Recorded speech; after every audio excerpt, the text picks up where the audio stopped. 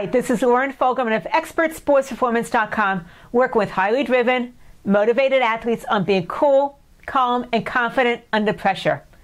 Today's topic is a 5-step process that take athletes from struggle to strength. What are the top 3 qualities that make an athlete go from good enough to great?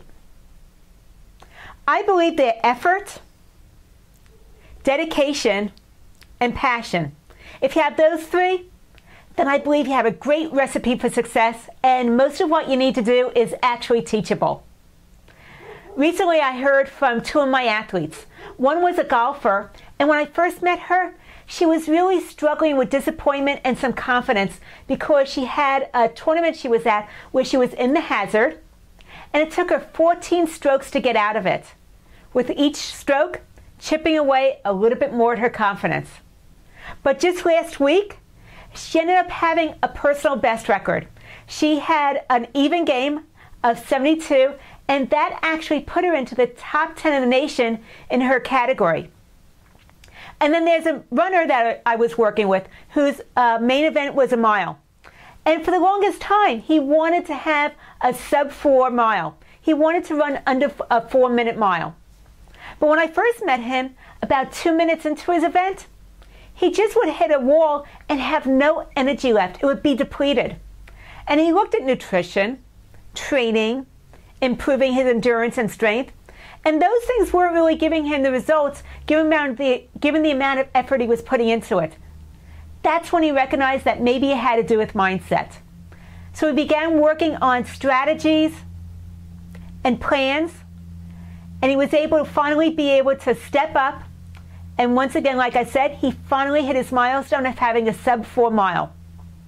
I want to go through the 5-step strategy that I've seen that's going to help you get out of your struggles and help you have your best performance ever. So the first thing is a struggle. Basically, what I see is some type of conflict arises. And when that happens, it begins to be, it's like a specific event that just triggers you because of the disappointment that's associated with it. So usually the struggle starts with a particular event that's really disappointing for you. And then you give it significance. Basically, it has a lot of charge for you. Like with my golfer, when she was in the hazard and it took her 14 strokes, can you imagine the frustration and the doubt that began to arise as it took her one more stroke to be able to chip out of it? So there was a lot of significance for her because she never saw herself that way. And it's when you have those emotions that really tend to make any one event even more of a memory than it would be otherwise if it wasn't so highly charged with emotion. So think about it. You make significance out of how much emotion you have around it. A lot of emotion, it's going to be ingrained. You don't give it too much emotion, you'll be able to move on a lot more easily. After that is story. Because we tend to be story-type people, that's just how we're wired, we want to create meaning around things. And that's where we create our story about what happened and why it happened. And it's the story that feeds into that emotional charge, and it keeps on perpetuating it. It keeps having it come up over and over and over again in different events. So you actually put yourself more into a struggle than you would have if you never created a story around it. So the stories actually make it live on and on and on. And then afterwards is separate. To be able to turn it around and get out of the struggle part and go back to your strengths, you need to be able to separate or detach from the significance of that one event. And you need to change the story about it so that it doesn't have the same significance. And it just becomes an action as opposed to something that has a lot of judgment around it. So there needs to be a separation of emotion or detachment. And then finally, having a strategy. What is the plan for when some things don't go as planned? Okay, what is the plan B that you have for when the unusual or the unexpected happens? So that you can be able to respond to it with some type of plan and strategy so you have an idea that you know what to do in order, instead of reacting to it which is going to take you down these first 3 steps. So the way to turn it around is to separate from the emotion and to have your plan B, have those strategies for the unexpected. But I also think that there's a concept of breakdown before the breakthrough. And that's because we have to have personal growth in order to take that next leap to what's possible. So the breakdown a lot of times is where you get into the struggle, and it's kind of a test to see if you're ready to have breakthrough performance. But a lot of times we don't recognize it as a test. And so we create all that meaning around it and the story around it, which digs us in even deeper. But if you recognize that when things start to go awry, it means that you have to make some changes or shifts in some way in order to have that breakthrough performance, then you're going to respond to it in a whole new way. So what I see is the breakdown is really telling me that some things aren't aligned. I need to dig a little bit deeper to see where I might have some conflicting beliefs or some values that are opposing each other and they're clashing, so they're holding me back. And then once I do that and I can clear things and actually have everything aligned, then I'm ready to be able to find the right people to help me get from where I am now to where I want to be, so I can take that leap of faith and have that breakthrough. And that's something for you to think about, is the breakdown is usually something that's not aligned. Once you're able to figure it out, find the right support for you that's going to take you from where you are now to where you want to be, so that you can actually have breakthrough performance also. So one thing I'd like for you to think about, and this is your challenge, is what's something that's maybe interfering with you going to the next level with your performance? Is there one event that didn't go as planned and you're still holding on to it? It's still a really strong memory and it has a lot of emotion around it. And if you think about it, is it related to something else in your life somehow? There's a connection there. And once you're able to see that, is there maybe some type of belief that's related to this one event and some other part of your life that might be a related event? And what would that belief be?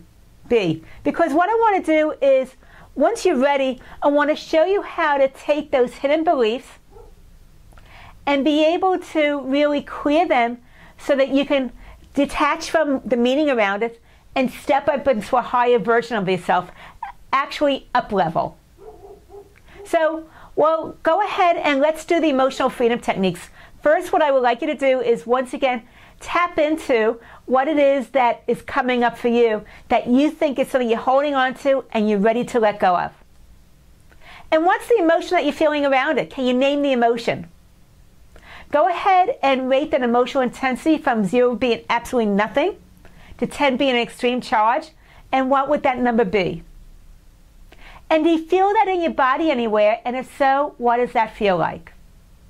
Great. Now you're ready to start tapping. Just follow along with me and repeat out loud if you feel comfortable doing it. If not, repeat it in your head. But we'll start tapping on the side of the hand between the pinky and the wrist. It doesn't matter what hand you're tapping on. Even though I have some limitations, and I've been holding on to them for a long time, I know they hold me back. I deeply love and accept all parts of myself. Even though it has a lot of emotion for me, and I don't understand why I keep on going back to this story, I accept who I am and how I feel. Even though I've been connected to this for a long time, and I tried getting away from it, but it hasn't worked, I accept all of me. Even the part of me that's resistance to any change and distracts my focus. Let's go ahead and tap above our eyebrows. A part of me just gets distracted. Go to the side of the eyes. There's times when I lose focus. Under your eyes. I can't believe that I had such bad performance that one time. One hand on your nose. How could I have done that? It's so disappointing. One hand on your lips. Maybe I'm not as good as I think I am. Collarbone. I'm allowing that one event to define me. Top of your head. And every time something similar like that comes up, I go back to that same place. It just brings up a lot of doubt and anxiety. Let's go to eyebrows for some positive tapping statements. I'm ready for a change and letting go of the past. Go to the side of the eyes. I can accept the past for what it is and accept who I am. Under your eyes, on your cheekbones. I appreciate all that I am and know that I can do better. One hand on your nose. I can learn from this and choose a new response. One hand under your lips. I can accept all parts of myself and know that I can show up in a new way, focused on what's possible. Top of your head. I know I'm capable of some really great things, especially when my heart is in it. Under your arms. When I'm ready to, I'll release myself from the problem and focus on the possibilities. Top of your head. I love challenging myself, stretching myself, and growing each step of the way. I can do so much more now than when I first started. And it's time to let this go and accept it for what it is, so I can move forward once more towards my vision of what's possible. Go ahead and stop tapping. Take a deep breath in. And check in with yourself. Do you feel any change in that emotional intensity, whether it went up or down? And if it was in your body anywhere, do you feel any change in that? Maybe it moved to a different location, it got stronger, got weaker, that feeling. Any type of change, I think is a move in the right direction. And maybe you feel a little body buzz. It's just some tingling going through you from the tapping sequence. When we tapped, was there anything that maybe came up for you or resonated that was really, really strongly charged for you? Those are all clues as to what you might want to do some more tapping on, and you can just follow along with me again for another tapping sequence. But I just want to say that any clearing of this, any move, is really a move in the right direction, getting closer and closer to what the core is and where you need to be if you're not at a zero yet. And if you're not at a zero, I really encourage you to go through the tapping sequence once again, getting even more specific. So my hope is that you're able to work on this, be able to let the struggles go, detach from the meaning and the emotion around it, create a new story of what's possible. And if you're interested in my free video training series, The 7 Essential Steps for High Performance, go to my website, expertsportsperformance.com, put your name and email address in the upper right-hand corner. Immediately you'll get the first of the video training series. My mission is to show you how to stay cool in the heat of the moment. Lauren Fogelman, expertsportsperformance.com.